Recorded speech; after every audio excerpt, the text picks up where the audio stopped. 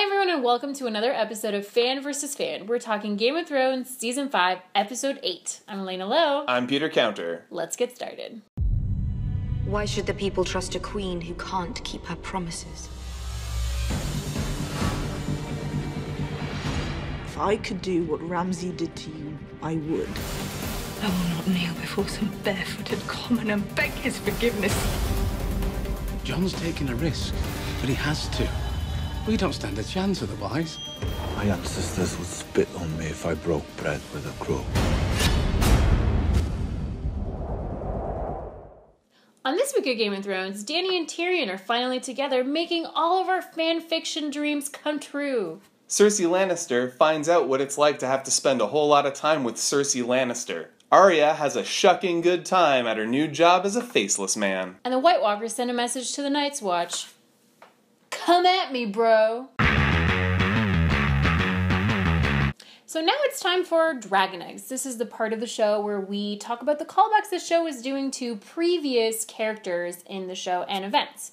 So the first one that we wanted to talk about was the White Walker King, which is such a cool character. Yeah, there was a leak last year of a press release from HBO that gave a spoilery kind of name to him, the Night's King. It's the White Walker with the cool crown coming out of his head. The horns. So that guy basically, the first time that we saw him was actually in Season 4, Episode 4 in Oathbreaker. And in that episode, we actually had Rast, which was one of the members of the Night's Watch that went rogue. He actually took Craster's last baby and placed him in the haunted forest. That is when the Night's King actually took the baby and transformed him into a White Walker, seemingly. The baby's eyes went blue.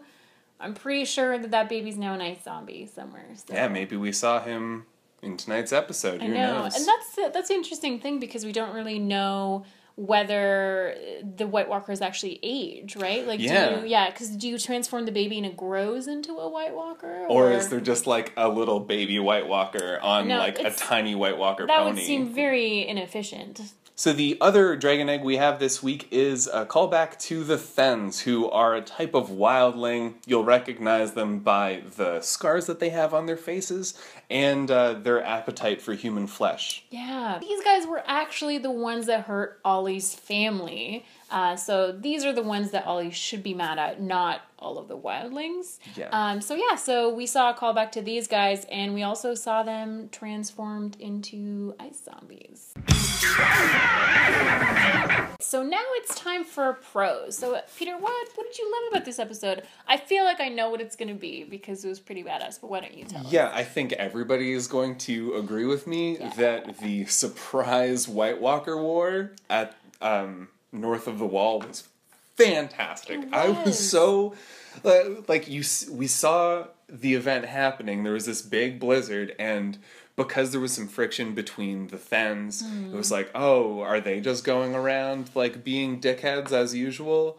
No, it was a full-on ice zombie assault. What I really liked about that sequence is that I didn't really anticipate it coming. I think the way that storyline was set out, I thought it was going to lead to some type of wildling civil war of sorts, where some people wanted to go with Jon and some people didn't. So I thought that's where the storyline was going. And then when the Whites came in, that was holy crap. Crazy. Yeah, we learned a lot more about the White Walkers. We did. That they have blizzards that can, decay massive amounts of living people and turn them so quickly. Almost immediately into zombies. We also learned that Jon Snow has the ability, or maybe it's the Valyrian steel that he used, but he can shatter them with Longclaw, the sword. Well, that was really interesting because I thought the entire time I kept yelling in my head, go for the dragon glass, go for the dragon glass, or set fire to everything because we know that fire actually destroys whites. So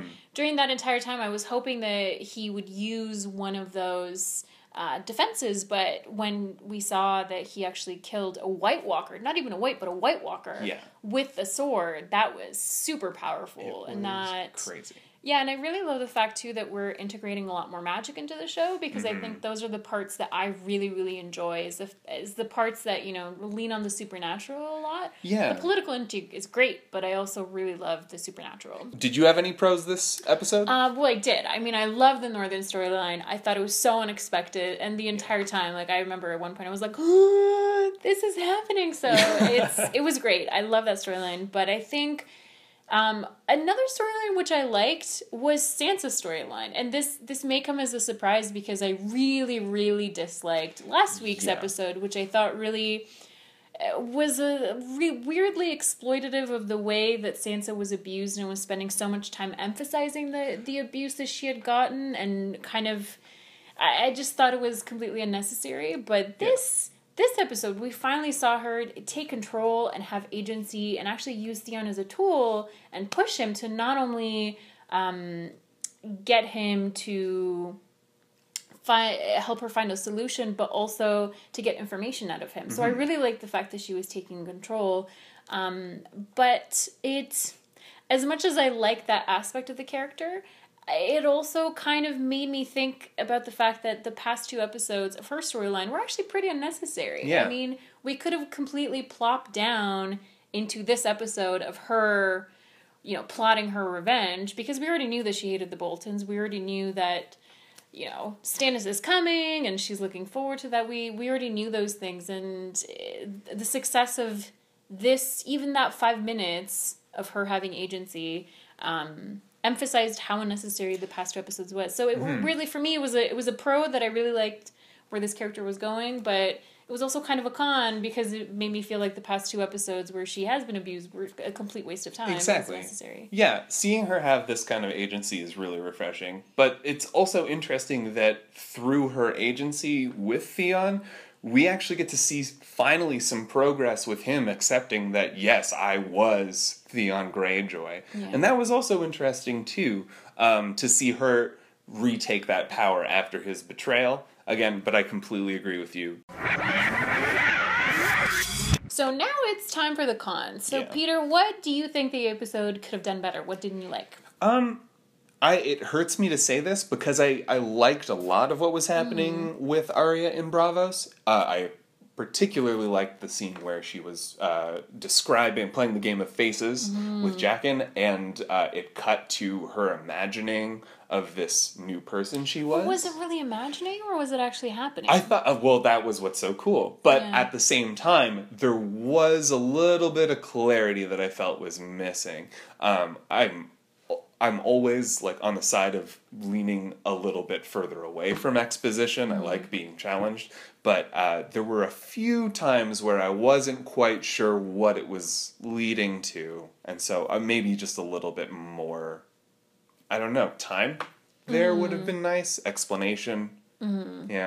I think for me, I actually really liked the fact that the episode didn't reveal everything right away. I liked having that mystery, because I think when you look at... God, I'm bringing back Dorne again. But when you look at like characters in Dorne that are so obvious with their intentions, and they say, I'm gonna flay the princess. There you go, there's my motivation. And it's so obvious and flat. It disengages me from the storyline because it feels so expository. The issue for me really was when Jaqen started going expository. I didn't really feel like I completely grasped the relationship of the gamblers and things like that. Was there anything you didn't like about this episode? Well, I've said this before, and I will say it again. I didn't love the way that Dany was written this episode.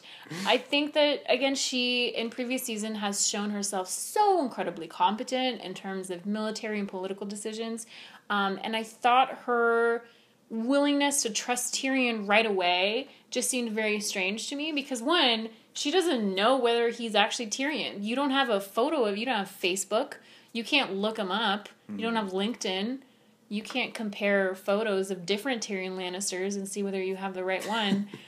So she didn't really know his identity, and it seemed like she was so so willing to trust him that it made her lose a lot of power in the actual interaction. Yeah. And in that case, I really thought that she should have been the one wielding the power, because Tyrion is basically her captor. I mean, like, why would you want to take his advice? I mean, like, you know that he told you that he was the Hang of the King, but at the same time, he hasn't proven himself. Like, he hasn't demonstrated that he really knows Westeros all that well. He doesn't know Marine. I feel like there should have been more of tension in that storyline. Yeah. And I feel like at the end as well, she should have had a more threatening tone.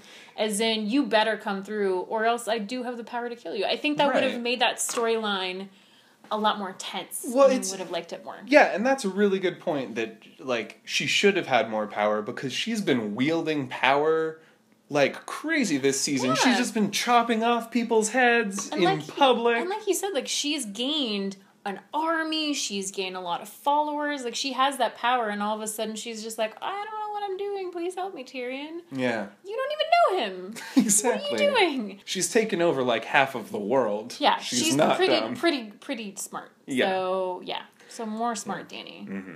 Yeah. I think we can both agree that this was like the best episode in a long time. I will say that 100% this is the best episode of the season. It didn't have any exploitation. Big bonus there. Yeah, huge. Nothing unnecessary there. I thought we actually got a lot of really meaningful interactions between the characters where they actually learned something. It wasn't just, oh, hey, I'm still here. Yeah. They actually did something. They gained new information. So it was a really, really engaging episode. I loved it. It was great. So what you can do now is subscribe to our YouTube channel. And also follow us on Twitter @Dorkshelf. And if you want to watch episode 9 and 10 along with us, you can use the hashtag FanVFan on Twitter, and we'll be responding and making casual observations. That's true. That's it for us for Fan vs. Fan Game of Thrones Season 5, Episode 8. Thank you so much for tuning in. I'm Elena Lowe. I'm Peter Counter. Kicked him out.